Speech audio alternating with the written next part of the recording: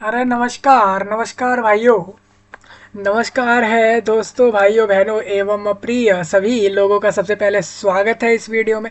पूरे विश्व भर से, पूरे ब्रह्मांड में, पूरे दुनिया में किसी भी स्थान से, किसी भी जगह से देख पा रहे हैं और सुन पा रहे हैं जो भी लोग इस वीडियो में मुझे सुनने आए हैं इस वीडियो में, सबसे पहले आप सभी लोगों का स्वागत है इस वीडियो में।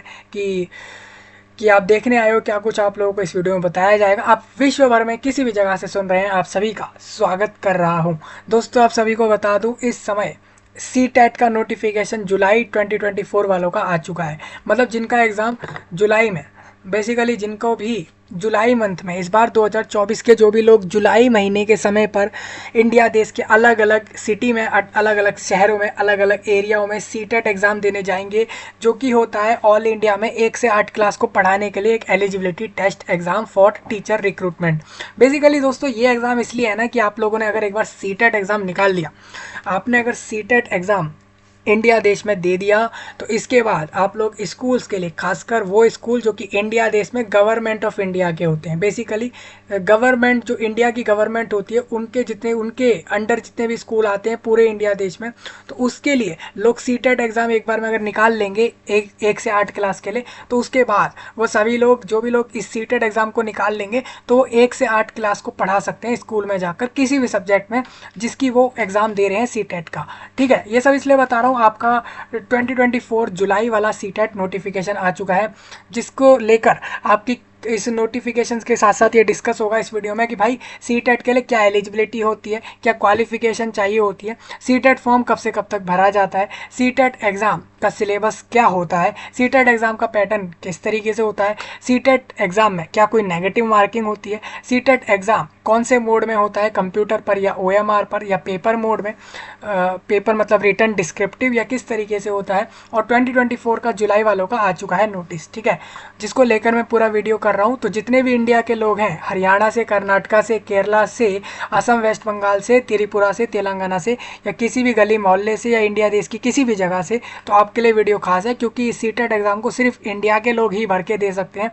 इंडिया के बाहर वाले लोग यानी दूसरे कंट्रीज़ के लोग इस एग्ज़ाम को नहीं दे सकते। ठीक है जी। तो इस वीडियो में आपके साथ यही डिस्कस करूंगा कि भाई सी टेट एग्ज़ाम जो इस बार जुलाई मंथ में होगा 2024 में, उसके लिए जो भी लोग फॉर्म भरेंगे तो उसके लिए कैसे भरने का प्रोसेस होगा, एलिजिबिलिटी क्या होगी। और इस एग्ज़ाम को देने के बाद मैं आपको बताया, तो अगर आप इंडिया देश के किसी भी गवर्नमेंट ऑफ इंडिया के स्कूल में जाकर 1 से 8 क्लास को पढ़ाना चाहो, किसी भी सब्जेक्ट में आप पढ़ा सकते हो, आपने अगर उस सब्जेक्ट का सी टेट दिया है तभी। ठीक है जी।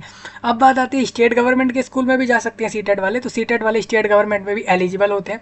मोस्ट ऑफ द प्लेसेस में वो लोग एलिजिबल रख भी लेते हैं, कभी कभार वो लोग नहीं भी रखते हैं। ठीक है, वैसे तो स्टेट गवर्नमेंट अपना खुद का लेकर टेट करवाती है, तो ये भी कह देती है कि हम सी टेट को एलिजिबल नहीं रखेंगे। हालांकि देखने को मिला कि आपका जो तेलंगाना स्टेट में, इंडिया देश के तेलंगाना स्टेट में अभी जो 11,000 रिक्रूटमेंट आ रखी है, वैकेंसी आ रखी है, उन्होंने वहाँ पर सी टेट को एलिजिबल रखा है, क्योंकि हाँ, सी टेट एलिजिबल एक सेंट्रल गवर्नमेंट वाला होता है एग्जाम सी टेट। ठीक है, ये गवर्नमेंट ऑफ इंडिया इसमें ऑर्गेनाइजर होती है। बेसिकली CBSE बोर्ड जो है, यानी कि जो आपका 10-12 बोर्ड कराते हैं, एग्जाम करवाते हैं, जो कि हालांकि स्टेट बोर्ड के भी एग्जाम होते हैं, CBSE ही नहीं कराता सिर्फ, लेकिन अगर आप CBSE ही सी टेट के लिए रिस्पॉन्सिबल है, वही लोग सी टेट करा देते हैं। ठीक है, तो जुलाई 24 वाला जो सी टेट रहेगा वो भी CBSE ही कराएगा, उसका नोटिफिकेशन आपका आ चुका है।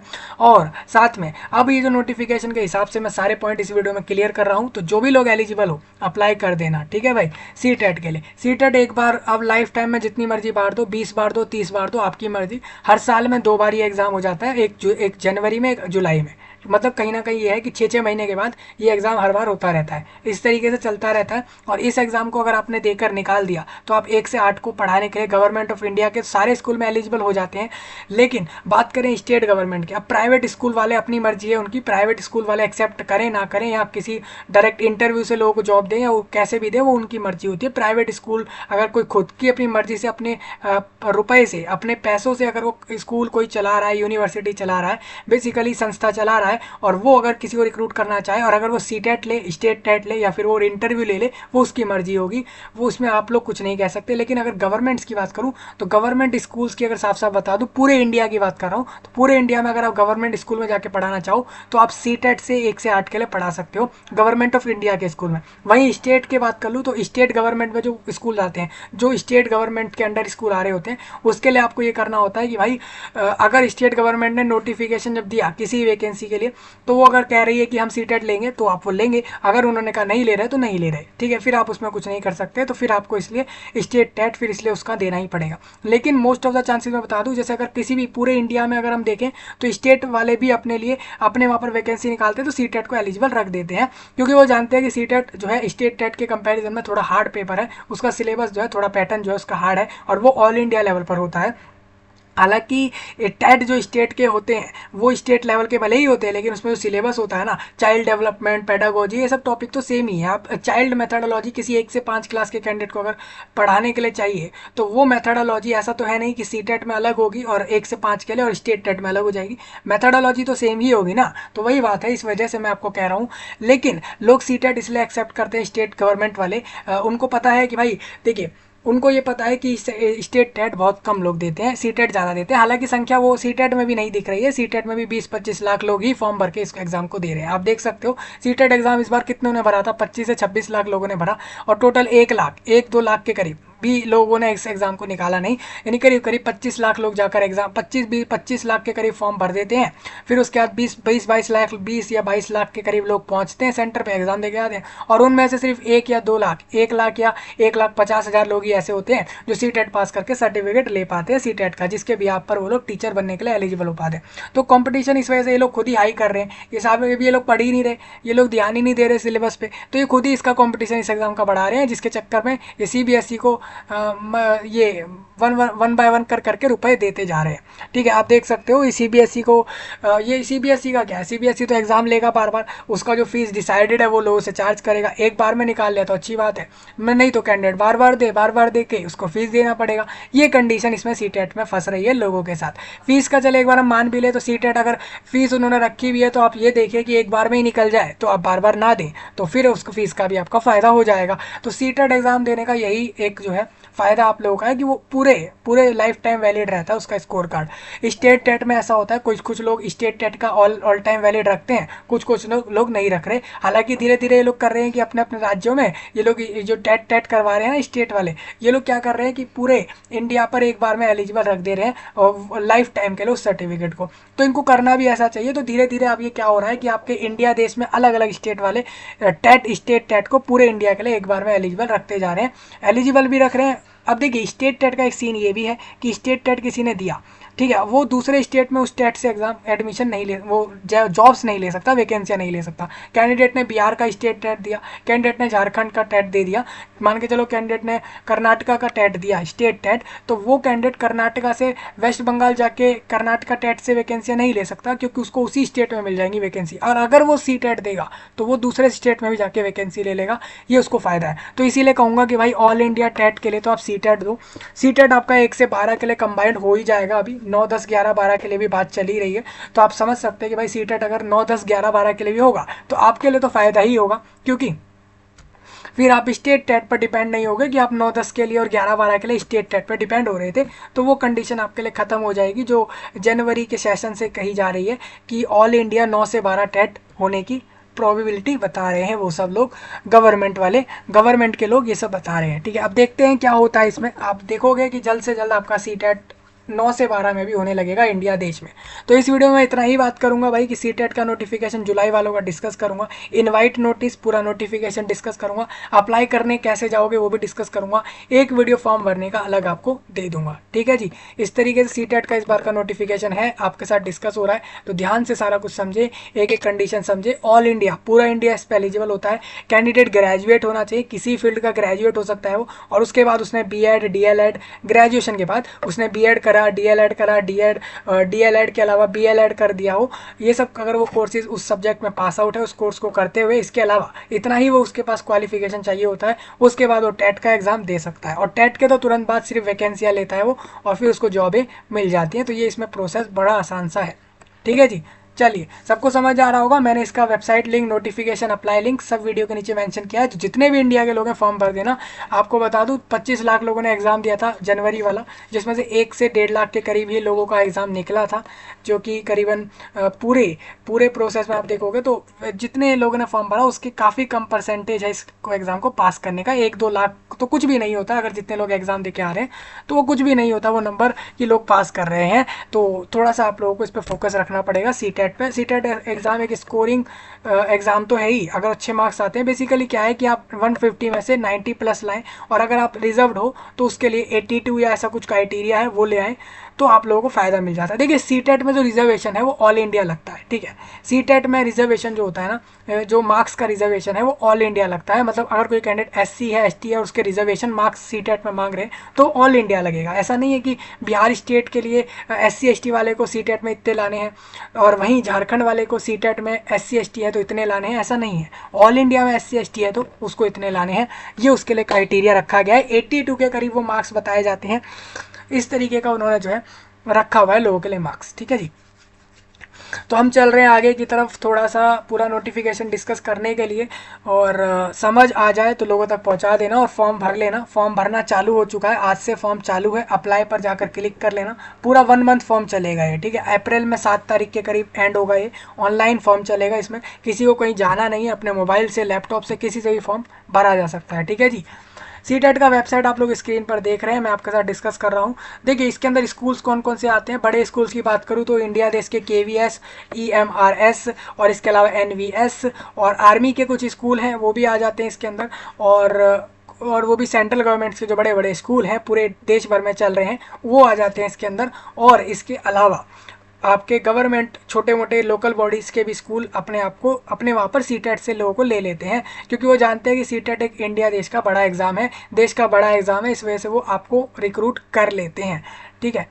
तो इस तरीके से रहेगा। मतलब प्रॉब्लम तो सॉल्व ही है ना, गवर्नमेंट स्कूल के लिए प्रॉब्लम सॉल्व हो गई। प्राइवेट वालों की मर्जी होगी तो ले लेंगे, नहीं तो कोई अपना खुद का अलग से इंटरव्यू और ये सब तो कर ही लेंगे रिक्रूटमेंट के लिए, जैसे अपने अपने स्कूल करते ही हैं। KVS भी ऐसे ही वैकेंसी नहीं देता। KVS, EMRS, सी टेट भले ही पास कर लो, KVS हो, EMRS हो, अपना अपना एग्जाम लेकर ही वैकेंसियाँ देते हैं लोगों को, ठीक है। तो इस तरीके से वैकेंसियाँ लोगों को मिलती हैं।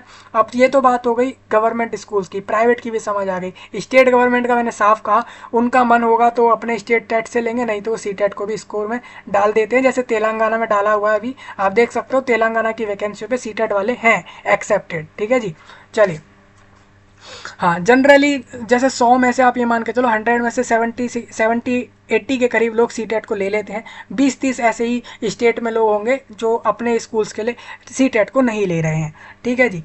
चलिए भाई, देखिए सबसे पहले आप वेबसाइट पे आओगे, पब्लिक नोटिस है, ये पूरा बुलेटिन है। बुलेटिन मतलब ये पूरा नोटिफिकेशन फाइल है, इसमें सिलेबस, एलिजिबिलिटी सब कुछ इसमें होगा। ये इनवाइट नोटिस है, ठीक है, दोनों ही डिस्कस करेंगे। सबसे पहले आपके सामने इनवाइट नोटिस है, आप देख सकते हो 5 मार्च। CBSE ने परसों ही ये नोटिस बना लिया, आज वेबसाइट पर डाल दिया है। आप देख सकते हो CBSE कह रहा है कि भाई ये 19वीं बार होगा, 18, अब जो अभी जनवरी में हुआ था ना वो 18th एडिशन था। एडिशन मतलब ये है कि हम 18 बार करवा चुके हैं, अब 19 बार करवा रहे हैं इसी एग्जाम को। Central teacher eligibility test, CTET इसको कहा जाता है। ये 7 फरवरी यानी इन्होंने कहा है ऑन 7 जुलाई। देखिए भाई इन्होंने एग्जाम डेट भी आप लोगों की दे दी है, 7 जुलाई को इसमें एग्जाम होना है, संडे में एग्जाम होना है। अब देखिए यहाँ पर आप देख सकते हो 7 मार्च को नोटिस, 7 जुलाई में एग्जाम, यानी कि आपके पास इन्होंने कितना समय दिया आपको, अप्रैल मई जून, ये 3 महीने पूरे दे दिए, अप्रैल मई जून। और मार्च का महीना आप फॉर्म भरने से चलो हटा लो इसको, तो आपके पास बचे कितने, 3 मंथ, 90 डेज बच गए वो। और ये 7 दिन आप इसको भी हटा लो, सिर्फ आपके पास 90 डेज हैं, यही दिन है आपके पास इसकी प्रिपरेशन के लिए, ठीक है जी। देखिए the test will be conducted in 20 languages. देखिए एग्जाम जो है ना 20 लैंग्वेज में होगा। 20 लैंग्वेज मतलब जैसे कि ये एग्जाम के सेंटर पर आप जाओगे तो आपको क्वेश्चन पेपर जो मिलेगा वो इंग्लिश में भी मिलेगा, हिंदी में भी मिलेगा, ऑल इंडिया इंग्लिश हिंदी में होगा। इसके अलावा आप अगर बंगाल में चले जाओ बंगाली में मिल जाएगा, गुजरात में जाओगे तो गुजराती में भी क्वेश्चन पेपर देखने को मिलेगा। अपने अपने रीजन वाइज भी लोग अपने अपनी लैंग्वेज में देख पाएंगे इसके क्वेश्चन पेपर को। 136 शहरों में इस बार का एग्ज़ाम होना है, ठीक है। इस इतने शहर आ जाते हैं। अब देखिए शहरों की संख्या कितनी है, 136 सिटीज़ में एग्ज़ाम होता है ये, यानी करीबन अगर सेंटर्स की बात करूँ एक एक शहर में अगर 10-10 सेंटर भी लग रहे हैं तो 1360 तो यही हो गए। और इतने ही करीब सेंटर जाते हैं, इससे भी बहुत ज़्यादा जाते हैं। मैंने आपको लिस्ट दी थी एक बार इस बार वालों की कि कितने लोगों का सेंटर इस बार कितना गया था। इन्फॉर्मेशन बुलेटिन आप लोग अभी देखोगे जिसमें लिखा हुआ है कि एग्जाम का पैटर्न क्या होता है, सिलेबस क्या होता है, लैंग्वेज क्या क्या आती है, एलिजिबिलिटी क्या है, फीस कितनी ले रहे हैं, एग्जाम का सिटी किस किस जगह पर शहर में रहेगा वो एग्ज़ाम, इंपॉर्टेंट डेट क्या है सी टेट के लिए, और बाकी सारी चीज़ें उन्होंने बोली है वो हमने दे दी है एक फ़ाइल में, उसको जाके पढ़ लो और फिर अप्लाई कर दो, ठीक है। अप्लाई करने से पहले उसको पढ़ जरूर लो। जो भी लोग एस्पिरेंट जितने भी लोग हैं, जो भी लोग फॉर्म भरना चाह रहे हैं ऑनलाइन अप्लाई करेंगे सिर्फ और वो भी सी टेट के वेबसाइट से, मतलब ऑफलाइन में फॉर्म नहीं भरा जाता, ये चीज़ मैंने पहले भी बताई है, ऑनलाइन भरा जाता है। ठीक है, आप अगर ये जुलाई वाला फॉर्म छोड़ते हो अगर इस बार, तो आपको इसके बाद फॉर्म देखने को मिलेगा अक्टूबर मंथ में। ठीक है जी, अक्टूबर में देखने को मिलेगा, जो कि जिसका एग्जाम जनवरी 25 में होगा। चलिए इस तरीके से रहेगा ये। आगे बढ़ता हूँ, ऑनलाइन फॉर्म जो है स्टार्ट हो गया है, आज से ही शुरू करा दिया इन्होंने, और ये 2 अप्रैल को फॉर्म क्लोज कर देंगे, यानी आपको इसके अंदर फॉर्म का जो समय मिलता है वो 21 डे का मिलता है। आप अगर मार्च का महीना देखो तो इनके पास ये 24 और 3 दिन ये आपके पास आ गए, तो इन्होंने फिर भी 26 डेज का समय इन्होंने दे दिया है, करीबन आपको 26 दिन का समय इन्होंने दे दिया है। 2 अप्रैल को फॉर्म बंद कर रहे हैं, तो 20 दिन तो वैसे ही आपके पास मार्च में अलग 10 तारीख के बाद से, तो 20 और 5, ठीक है जी, 20 और ये आप लोगों के 5, 25 और 1, वही 26 दिन के करीब आपको फॉर्म मिले हैं। फॉर्म के लिए समय मिला है ऑनलाइन में 26 दिन, 26 डेज आपको मिल गए हैं। ठीक है, तो ये नोटिस है, यही नोटिस इनका हिंदी में दिया हुआ है फॉर्म भरने के लिए इनवाइट का। अब मैं डिटेल्ड नोटिफिकेशन पे आता हूँ, ये आप देख सकते हैं, इन्फॉर्मेशन बुलेटिन है, सी टेट जुलाई 24। आप देख सकते हो फॉर्म भरने का समय मैंने आपको बताया 2 अप्रैल तक डाल देना, 7 जुलाई में आपका एग्जाम हो जाएगा। ये एग्जाम इस बार कैसा होगा, कौन से बोर्ड में होगा, वो भी हम जानेंगे। सबसे पहले आप देखो 7 जुलाई को एग्जाम है, समझ गए। चलिए हम थोड़ा आगे बढ़ते हैं। आप देखिए इन्होंने यहाँ पर लिखा हुआ है क्या क्या, देखिए फॉर्म भरने के लिए क्या क्या चीज़ें जरूरी हैं वो याद रखें, ये सब चीज़ें पॉइंट रीड कर लें, वो इन्होंने साफ साफ लिख दिया है, तो हम इसको भी छोड़ देते हैं। रजिस्ट्रेशन प्रोसेस कैसे होगा आप यहाँ से समझ सकते हैं, नहीं तो आपको फॉर्म भरने का प्रोसेस मिल जाएगा। डॉक्यूमेंट, फोटो, साइन अपलोड किया, क्वालिफिकेशन डॉक्यूमेंट वैसे नहीं लगते हैं, अगर लग रहे हैं तो वो सब अपलोड किया, फोटो साइन अपलोड हो जाता है। जेपीजी, जेपीईजी कोई भी फॉर्मेट में अपना फोटो सिग्नेचर अपलोड करो। और इसके अलावा फॉर्म का फीस जो आपसे ले रहे हैं ये आपसे लेंगे, जनरल वालों से 1000 रुपये लेंगे एक ही पेपर के। अगर कोई कैंडिडेट 2 पेपर दे तो 1200 भर देना। मैं आपसे कहूँगा दोनों पेपर देना, 1200 में दोनों पेपर हो जाते हैं। रिजर्वेशंस और SC ST से सिर्फ 600 रुपये 2 पेपर के होंगे, वहीं एक पेपर का 500 रुपीज़ चार्ज होता है। आगे बढ़ता हूँ थोड़ा इसी के अंदर, GST कह रहे हैं ये अगर लग रही है बैंक, अगर कोई बैंक अपना जो है गुड सर्विस टैक्स ले रहा है, मतलब कि वो अच्छा सर्विस दे रहा है और उसका अगर वो टैक्स ले रहा है गुड सर्विस टैक्स, तो वो आपसे लेगा अलग से। ठीक है जी। मोड ऑफ पेमेंट कह रहे हैं ऑनलाइन पेमेंट कर दो, debit card, credit card, net banking, UPI, Google पे हो गया, भीम UPI, इन सब से कर सकते हैं। फॉर्म भर जाने के बाद आपको कंफर्मेशन करके फॉर्म को डाउनलोड करना है, इस बात का ध्यान रखेंगे। आप अपने डेट ऑफ बर्थ प्रूफ करने के लिए अपना जो है 10th का मार्कशीट लगा सकते हैं। एप्लीकेशन सबमिशन ऑनलाइन होगा, ये मैंने पहले ही बता दिया। फॉर्म में कोई गलती हो जाती है तो करेक्शन कर सकते हैं क्या, फॉर्म भरने इन्होंने देखिए क्या बोला है, फैसिलिटी जो है आप लोगों को मिलती है कुछ चीज़ों में बदलाव करने के लिए, मतलब सीटेट करेक्शन विंडो मिलता है जो कि आप लोगों को 2 अप्रैल के बाद मिल जाएगा। ठीक है, तो उसके बाद क्या क्या चीज़ें करेक्ट कर सकते हैं वो आप यहाँ से देख सकते हो, ये सारे पॉइंट आपके लिए लिखे हुए हैं, तो ये सब आपने देख लिया होगा। मैं थोड़ा सा इसमें आगे चलता हूँ आपके लिए। अब कंटेंट, इस नोटिफिकेशन में हम क्या कुछ डिस्कस करेंगे, तो मैं आपको बता दूं कि आप लोग बैकग्राउंड एंड रैशनल उसके अलावा शॉर्ट टाइटल, डेफिनेशन, स्केड्यूल, कब एग्जाम होगा, कौन से मोड में फॉर्म भरना है, ऑनलाइन भरना है, एलिजिबिलिटी बताऊंगा मैं सबसे पहले आपको। लैंग्वेज क्वेश्चन पेपर का मैं बताऊंगा कौन कौन सी वो 20 लैंग्वेजेस हैं। फिर उसके बाद यहाँ पर बोल रहे हैं कि वैलिडिटी, सीटेट पूरे जिंदगी भर, एक बार एग्जाम अगर सीटेट कोई देकर सेंटर पर जाकर सीटेट दे आया तो बेसिकली वो उस सर्टिफिकेट को जॉब्स, टीचर्स, वैकेंसियों के लिए सीटेट स्कोर कार्ड को लाइफ टाइम यूज़ कर सकता है, एक ही सर्टिफिकेट को। एग्जाम सेंटर यहाँ पर ऑल इंडिया में रहते हैं।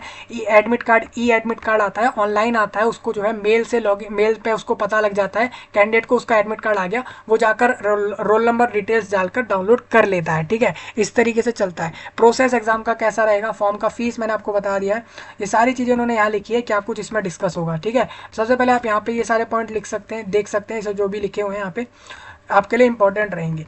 तो इन्होंने बताया कि भाई सीटेट एग्ज़ाम है क्या, उसके बारे में इन्होंने बताया। हम 2010 से सीटेट करवाते हुए आ रहे हैं, वही सारी चीज़ें इनकी लिखी हुई हैं, जब से सीटेट करवा रहे हैं उसको इन्होंने बताया है। और शॉर्ट टाइटल इन्होंने दिया है, डेफिनेशन इन्होंने बताया है। देखिए जैसे गवर्नमेंट लिखा है, इसका मतलब गवर्नमेंट ऑफ इंडिया की बात हो रही है। मिनिस्ट्री मतलब एजुकेशन मिनिस्ट्री, जाहिर ऑब्वियस सी बात है, टीचर्स की रिक्रूटमेंट है तो मिनिस्ट्री टीचर्स मतलब एजुकेशन मिनिस्ट्री की बात हो रही है। बोर्ड मतलब CBSE की बात हो रही है। स्कूल मतलब यहाँ पर स्कूल की बात हो रही है, तो वो स्कूल जहाँ पर सीटेट के द्वारा आप जो है अपने रिक्रूटमेंट ले सकते हो। तो ये सारे पॉइंट आप रीड कर लेना। SC ST का मतलब स्केड्यूल कास्ट, स्केड्यूल ट्राइब, तो इन्होंने सबका फुल फॉर्म दे दिया यहाँ पे। मोड ऑफ एग्जाम मैं आपको बता दूं, ये एग्जाम 7 जुलाई में होना है। पेपर 1 पेपर 2 शुरू में आप देखिए हर बार ऐसा ही होता है, जो आपका पेपर 2 है यानी कि जो 6 से 8 के लिए भरते हैं उनका पेपर पहले हो जाता है। PRT वालों का फॉर्म दोपहरी यानी कि 2 से 4:30 तक होगा। इस बार भी ऐसा हुआ था, आपको पता हो। पेपर 2 हो जाता है मॉर्निंग में, फिर पेपर 1 आपका इवनिंग में चलता है। 2 घंटा 30 मिनट यानी करीब करीब आप देखोगे, यानी करीब ये कितना हो गया 60 मिनट, और 1 घंटे में होती है ना, तो ये 90 और 60 150 मिनट आपको मिल जाती है।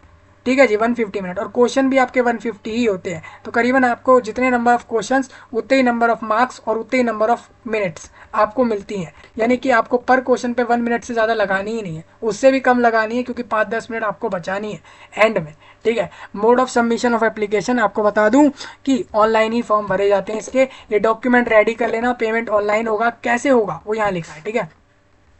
अब बात आती है एलिजिबिलिटी क्या है। कैंडिडेट ने national council for teacher education द्वारा मिनिमम क्वालिफिकेशन उसकी जो है वो आपको बता देता हूँ क्या होनी चाहिए। बेसिकली ये है कि कैंडिडेट ने मिनिमम क्वालिफिकेशन यही है कि वो किसी फील्ड से ग्रेजुएट हो, उसके अलावा ग्रेजुएट के साथ साथ BEd DLEd जैसे कोर्सेज पास आउट हो, उसके बाद ये फॉर्म भर सकते हैं। ये इसमें क्वालिफिकेशन चाहिए होती है। मिनिमम क्वालिफिकेशन अगर आप देखो टीचर्स के लिए क्या चाहिए, स्कूल्स के अंदर जो स्कूल जैसे केंद्रीय विद्यालय संगठन है, नवोदय विद्यालय समितिज हैं, ये सब लोग जो भी क्वालिफिकेशन लेते हैं आपसे वही मिनिमम चाहिए। बेसिकली ये लोग ग्रेजुएट्स को ले लेते हैं। ग्रेजुएट के साथ साथ कहते हैं कि BEd DLEd जैसे पास आउट कैंडिडेट हैं तो वही लोग इस वैकेंसी को ले सकते हैं, वही लोग CTET दे सकते हैं, और टेट के बाद वो लोग रिक्रूट हो जाते हैं, एग्जाम देकर वैकेंसियां मिल जाती हैं। ये इस तरीके से चलता है। Structure and content of CTET इन्होंने बताया। MCQ एग्जाम होता है, हर क्वेश्चन में 4 ऑप्शन होता है, एक सही बाकी तीनों गलत होते हैं। अब बात आती है इस एग्जाम में नेगेटिव मार्किंग नहीं होती। CTET में नेगेटिव मार्किंग नहीं होती, उसके बाद भी लोग सिलेक्ट नहीं हो पाते, फिर भी लोग निकाल नहीं पाते। सोचो, मतलब किसी कोई गलत आंसर कर रहा है, उसके नंबर नहीं कट रहे हैं, तो इसके अंदर तो इसका मतलब ये है कि हर कैंडिडेट सारे क्वेश्चन पर डार्क करके आ रहा है, फिर भी वो अपने नंबर नहीं ला पा रहा 90। वो 16 मार्क्स कम रखे हैं इन्होंने टोटल में, तो वो 90 नहीं बना पा रहा। बताओ टीचर क्या बनेगा, वो स्कूल में क्या पढ़ाएगा वो। ठीक है भाई, 90 नंबर उसको लाने होते हैं सिर्फ 150 में से। हालांकि आप देखोगे CTET में इन्होंने बोला है पेपर 1-2, पेपर 1 1 से 5 के लिए होता है, पेपर 2 6 से 8 के लिए होता है। तो जो भी भर रहे हैं दोनों के लिए भी भर सकते हैं, एक के लिए भी भर सकते हैं। अब ऐसा नहीं है कि दोनों के लिए भर तो दिया एलिजिबल नहीं है, क्वालिफिकेशन भी हो आपकी, इस चीज़ को थोड़ा सा आप लोग ध्यान रखें। जो लोग चाहते हैं कि भाई हम दोनों क्लास को पढ़ाना चाह रहे हैं तो वो लोगों को दोनों पेपर में अपीयर होना होगा, ये साफ साफ लिखा है। 1 से 5 का जो पेपर होता है वो आप लोगों के उसके अंदर CDP आता है, चाइल्ड डेवलपमेंट और पेडागोजी, मैथमेटिक्स यानी मैथ्स आती है, एनवायरमेंटल स्टडीज़, लैंग्वेज आती है। लैंग्वेज 2 लैंग्वेज आती हैं, दोनों ही कंपलसरी होती है। लैंग्वेज 1-2 30 क्वेश्चन सब में आते हैं, और एक नंबर का ही सारा पेपर रहता है। चलिए, बहुत सिंपल है दोस्तों। Equal number of question, equal number of marks, equal number of time. Nature and standard of question इन्होंने बताया किस लेवल के होते हैं। जो CDP होती है वो फोकस कर रही होती है कि भाई कैसी साइकोलॉजी है उन लोगों की of teaching and learning relevant to the age. जो एज 6 से 11 के लोग हैं उनको पढ़ाने के लिए क्या साइकोलॉजी होनी चाहिए पढ़ाने के लिए, उसके ऊपर वर्क होता है CDP में। ठीक है, वो सब लिखा है। अब आपको लैंग्वेज 1 में आपको देना होता है एक कोई भी एक लैंग्वेज का पेपर आपको देना होता है। लैंग्वेज 2 में भी आपको एक लैंग्वेज लेकर उसका पेपर देना होता है। लैंग्वेज 2 जो रहेगी will be the language other than the language 1। Candidate को 2 अलग अलग लैंग्वेज का पेपर देना होता है इस पेपर में। जैसे कि कैंडिडेट ने बोला कि ऑप्ट 2 लैंग्वेज, उसको 2 लैंग्वेज CTET के अंदर लेनी होती है, या तो इंग्लिश, हिंदी, असमी, बंगाली, गारो, और गुजराती, कन्नड़ा, खासी, और मलयालम, मणिपुरी, मराठी और मिज़ो, और नेपाली, उड़िया और पंजाबी। ये जो आपकी टोटल 20 लैंग्वेज इन्होंने दी है ना, यहाँ पर आप देख सकते हो। इनमें से कोई भी 2 लैंग्वेज उठानी है अलग अलग, 2 अलग अलग। किसी ने अगर हिंदी उठाई तो दूसरा इंग्लिश उठा सकता है, वो दूसरा आसामी उठा सकता है। कोई भी 2 उठा ले इसमें से, और उस लैंग्वेज पे प्रिपेयर करके उसको लैंग्वेज पेपर निकालने हैं। 60 क्वेश्चन उसको लैंग्वेज पे निकालने हैं, बाकी के 90 उसको जो है CDP और बाकी मैथ्स और बाकी चीज़ों पे निकालने होते हैं। 1 से 5 का सिलेबस होता है। ये NCERT पर आता है, मैथ्स NCERT का आता है 1 से 5 के लिए। ठीक है, इन्होंने साफ साफ लिखा है, तो बहुत आसान सा सिलेबस होता है इसके अंदर। 6 से 8 के लिए इन्होंने बोला है, 6 से 8 में भी हम CDP देते हैं। अब कैंडिडेट अगर मैथ्स साइंस का टीचर बनना चाहे तो वो मैथ साइंस लेता है। अगर 6 से 8 के लिए वो सोशल स्टडीज़ का जाए तो वो SST सब्जेक्ट लेता है। इस तरीके से उसको लेना होता है और इस तरीके से फॉर्म भर के ये निकाल के वो ले सकता है। ठीक है।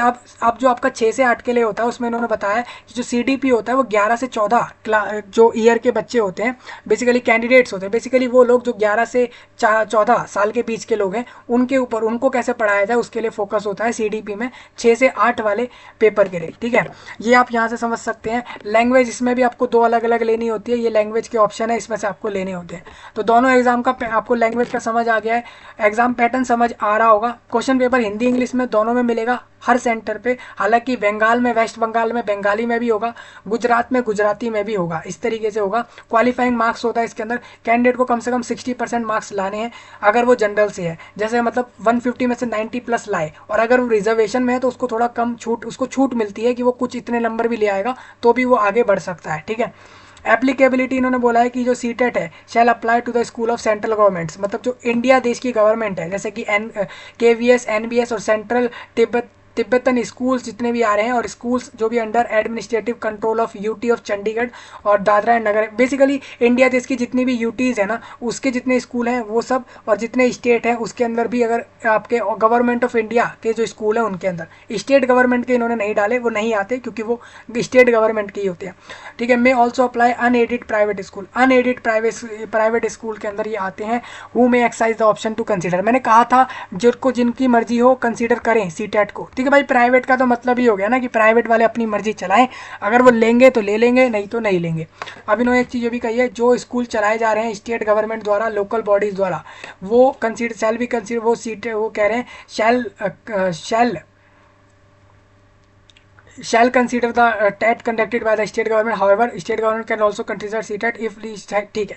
अगर स्टेट ने, अगर इस साल मान के चलो स्टेट में टेट नहीं हो रहा है, स्टेट गवर्नमेंट अपने स्टेट में टेट नहीं कराएगी उस साल, तो उस साल वो CTET से ही लेगी क्योंकि उसके पास ऑप्शन नहीं बचता। लेकिन अगर उसने अपने टेट कराए हैं स्टेट के तो उसकी मर्जी है वो CTET को ले ना ले। हालांकि वो लोग ले लेते हैं, जनरली वो भी जानते हैं कि CTET वाले भी खाली बैठे हुए हैं, उनको वैकेंसी नहीं मिल रही है तो वो ले लेते हैं। तो ये सब लिखा है कहाँ कहाँ पे एक्सेप्ट होता है। ठीक है, बाद में आप ये नहीं कहना कि भाई ये कहाँ कहाँ एक्सेप्ट नहीं हो रहा, तो ये नोटिफिकेशन में साफ लिखा होता है कि कहाँ कहाँ पे एक्सेप्ट होता है। तो पूरे इंडिया में घूम लो, इंडिया देश की गवर्नमेंट के तो सारे स्कूल में आ ही जाएगा आपका। तो इतने सारे स्कूल हैं, वैकेंसियाँ निकले तो सही, निकलेंगी लोगों को मिल जाएंगी। तो लोगों के पास बेसिकली इतने सारे स्कूल हैं पूरे देश में, तो लोगों को वैकेंसियाँ तो मिल ही जाती हैं।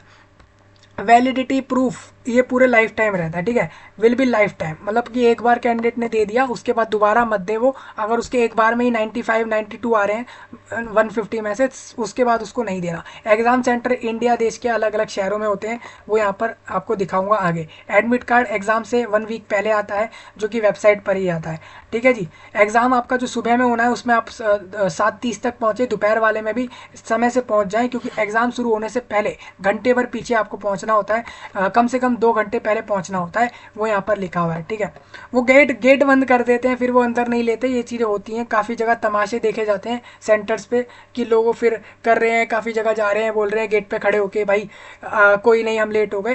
तो कोई तमाशा कह लो, किसी की कोई ऐसी मजबूरियाँ भी होती है कि वो सही में लेट हो गया है, तो अब इसीलिए कहूँगा कि भाई 4 घंटे पहले ही निकल जाओ। सुबह वाला एग्ज़ाम है तो रात में ही पहुँच जाओ उस एरिया के आसपास जहाँ सेंटर है, जिससे कि एग्ज़ाम ना छूटे।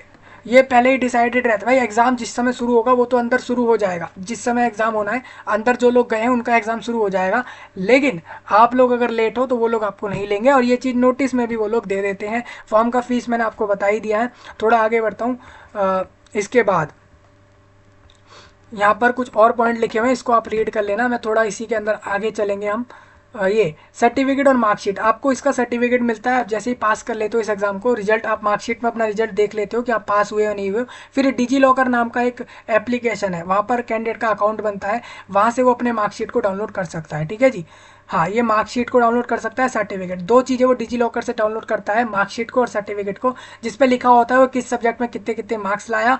दूसरा उसका एक सर्टिफिकेट होता है जिस पे लिखा होता है कि इस कैंडिडेट ने CTET को पास कर लिया है। अगर उसके 90 प्लस होंगे तो CTET पास आउट लिखा होगा, और वो सर्टिफिकेट से ही वो वैकेंसियाँ लेता है। ठीक है, display of scan OMR answer sheet आपको बता दूं दोस्तों, आप अपना एग्जाम देकर आ जाते हो, एग्जाम देने के बाद हफ्ते भर के अंदर, हफ्ते या 2 हफ्ते के अंदर अंदर एक आंसर की वेबसाइट पर आती है, जिसमें से आपको मिलाने होते हैं कि आपने किस क्वेश्चन का आंसर सही किया है। अगर आपको आंसर की पे डाउट होता है तो पर क्वेश्चन पे आप 1000 रुपये जमा करके अपना क्लेम डालते हो। क्लेम सही निकलता है तो आपको आपके रुपए वापस मिलते हैं, प्लस आपके मार्क्स बढ़ जाते हैं। क्लेम गलत होता है तो ना तो रुपए मिल रहे ना मार्क्स बढ़ रहे। ठीक है, इस तरीके से होता है। OMR आंसर शीट आपको बाद में मिल जाती है एग्जाम के बाद, आप उसको भी डाउनलोड कर सकते हैं कि आपने कौन सी शीट, आपने OMR शीट जो आपने वहां जाके एग्जाम पर दी थी, जिस शीट के अंदर आप अपना आंसर करके आए हो, वो भी आप डाउनलोड कर सकते हैं। तो काफ़ी लोग नए भी होंगे इधर जो पहली बार सीटेट सुन रहे हैं, उनको भी बता दूं ये सारा ऑप्शन आपको मिलता है एग्जाम के बाद। लीगल जुडिक्शंस के बारे में कुछ बात बताइए। अब मैं आपको PRT वालों का सिलेबस बता देता हूँ। CDP में PRT का सिलेबस ये है, देखिए आपको साफ बता दूं, आप अगर PRT का लो या TGT का वैकेंसी लो, आपका CDP दोनों अलग अलग होता है। ठीक है, टॉपिक्स नाम से सेम दिखेंगे आपको, लेकिन उसके अंदर जो कंटेंट है ना वो अलग है, वो अलग लेवल का है। ठीक है, तो इसलिए कहूँगा तो ये सब आपको प्रिपेयर करना है। लर्निंग एंड पेडागोजी है, कितने क्वेश्चन किस टॉपिक से आने हैं वो आप यहाँ से देख लो, ये आप लोगों का हो जाएगा। लैंग्वेज का भी इन्होंने सिलेबस बता रखा है। देखिए ये लैंग्वेज है आपकी, लैंग्वेज में आपसे क्या क्या पूछते हैं यहाँ पर आप देख सकते हैं। लैंग्वेज 1 में आपसे क्या पूछेंगे, ये यहाँ पर लिखा हुआ है। लैंग्वेज में जैसे किसी भी लैंग्वेज में आपने देना है तो आपको उस लैंग्वेज के 2 अनसीन पैसेज मिलेंगे, एक प्रोस मिलेगा या फिर एक ड्रामा मिलेगा एंड एक पोएम मिलेगी विद क्वेश्चन ऑन कॉम्प्रिहेंशन, इनफेरेंस और ग्रामर और वर्बल एबिलिटी से जुड़े हुए चीज़ें मिलने वाली हैं। लैंग्वेज 2 में कॉम्प्रिहेंशन आता है, वो आप यहाँ से देख सकते हैं। तो ये PRT 1 से 5 वालों का सिलेबस है। एलिमेंट्री स्टेज होता है 6 से 8 क्लास का, उसके लिए CDP का अलग टॉपिक लगेगा, तो वो आप यहाँ से सारे सिलेबस देख सकते हो। 6 से 8 वालों का सिलेबस यहाँ पर रखा हुआ है।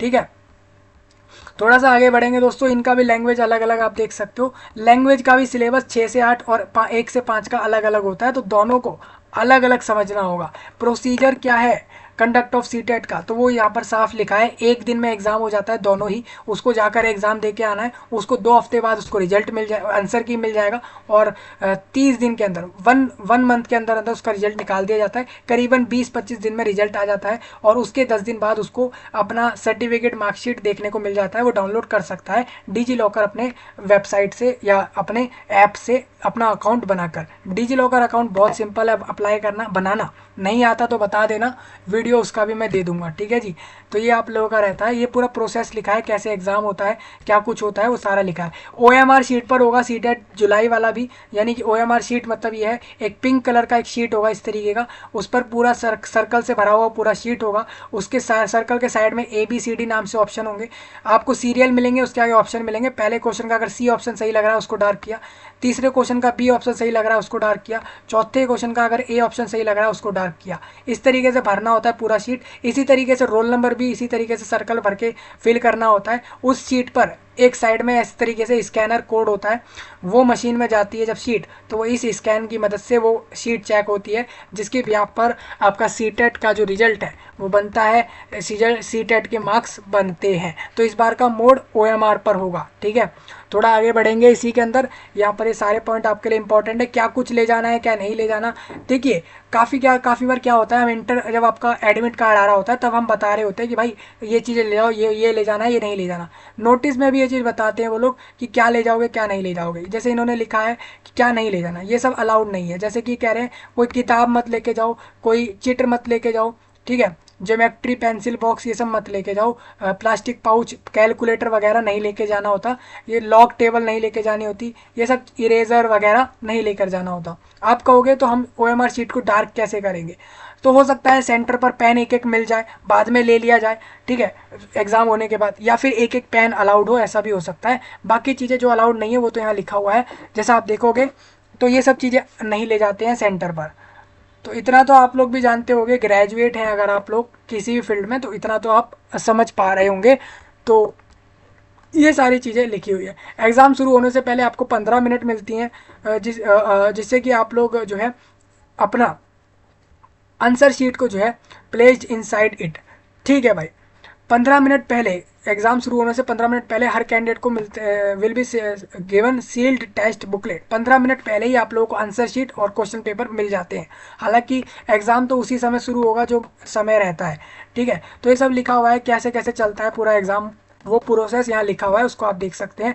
अनफेयर मीन्स मतलब ये हो जाता है कोई लोग सही से सीरियसली एग्जाम नहीं दे रहे, चीटिंग कर रहे हैं, या इस एग्जाम के प्रोसेस को फॉलो नहीं कर रहे हैं, तो उनके खिलाफ क्या क्या क्या कुछ हो सकता है। और बेसिकली अनफेयर मीन्स केसेस क्या क्या होते हैं उसको आप यहाँ से देख लेना, आपके लिए इंपॉर्टेंट रहेंगे। ये गलतियां नहीं करनी जो इन सारे पॉइंटों में लिखी हैं, बस ये कहना मेरा रहेगा। इंस्ट्रक्शन है कि टेस्ट बुकलेट को कैसे यूज़ करना है, ओएमआर शीट को कैसे भरना है। ए से लेकर डी तक ऑप्शन होंगे, रोल नंबर भरो, अपना नाम, फादर नेम, सेंटर नेम, ये सब भर दो और उसके बाद अपना एग्ज़ाम करने लग जाओ। ठीक है, इस तरीके से पूरा पेपर आपको देना होगा, ये आपका रहेगा। देखिए आपको चार ऑप्शन में से एक आंसर सही होता है, बाकी तीनों गलत होते हैं। एक क्वेश्चन में एक से ज़्यादा ऑप्शन पे डार्क मत करना। किसी ने देखा कि भाई उसको दिखा कि उसके पास ऑप्शन आ गया कि जैसे कि मान के चलो इंडिया में कितने स्टेट हैं, ठीक है, उसको पता है कि 28 है, 29 है, वो कंफ्यूज है 29 ए स्टेट है या 29 स्टेट है या फिर 30 स्टेट है। एक क्वेश्चन ले रहा हूँ, ठीक है, या फिर वो उसको लिखाया वहाँ पर NOT, नन ऑफ दीज, ठीक है, ये चार ऑप्शन है। और क्वेश्चन ये है कि भाई इंडिया में नंबर ऑफ स्टेट कितने हैं। उसको लग रहा है कि 28 है, उसको ये भी लग रहा है 29 है, वो श्योर है कि वो नॉन ऑफ दीज वाला तो नहीं है, इन दोनों में से ही कोई है, और ये भी नहीं है, ठीक है। तो उसको इतना पता है कि इन दोनों में से कोई एक है, तो उसने क्या करा, उसने पहले कर दिया बी ऑप्शन को डार्क 28 वाले को, और फिर उसने उसके बाद सी ऑप्शन को भी डार्क कर दिया। उसने कहा मेरे हिसाब से दोनों सही है, तो ये नहीं चलेगा। किसी भी एक क्वेश्चन का एक ही ऑप्शन डार्क करना है, एक से ज़्यादा कर दिया तो वो आपका बेसिकली उस क्वेश्चन पर 0 मार्क्स हो जाएगा। नेगेटिव मार्किंग तो है ही नहीं सीटेट में, तो 0 मार्क्स उस क्वेश्चन पर हो जाएगा। इस तरीके से चलेगा, ये सारा प्रोसेस लिखा है। Candidate will not do any rough work on the OMR sheet, all rough work is to be done on the space provided in the test booklet.